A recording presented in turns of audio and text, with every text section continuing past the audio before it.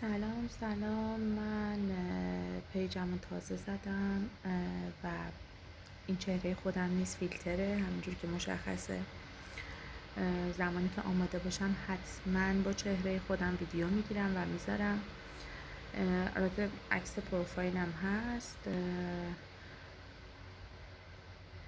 الان بیشترین چیزی که برام مهم بود در مورد بازیگر چینی، البته نمیدونم اسمشو درست تلفظ میکنم، یومینگ لانگ، اگه اشتباه گفتم ببخشید. من خیلی ناراحتم به این دلیل که پلیس میگه جنایتی در کار نبوده. مادرش اول گفت که پسرم مست بوده و این یه سانحه بوده، یه اتفاق بوده.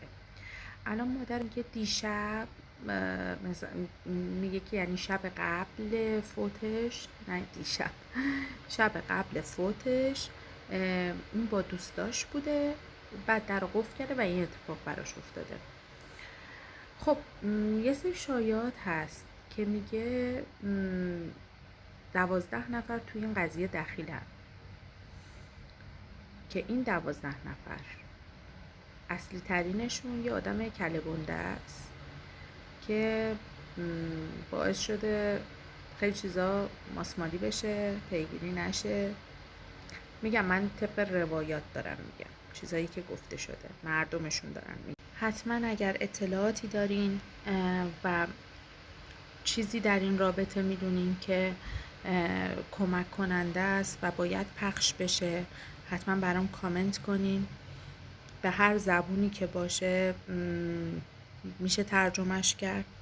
یعنی شما چینی بنویس، شمایی که انگلیسی بلدی انگلیسی بنویس، شمایی که فارسی بلدی فارسی بنویس. در هر صورت پیگیر باشیم. ما همه انسانیم و هیچ کس لایق اینجور مردن نیست. هیچ کس لیاقتش این نیست که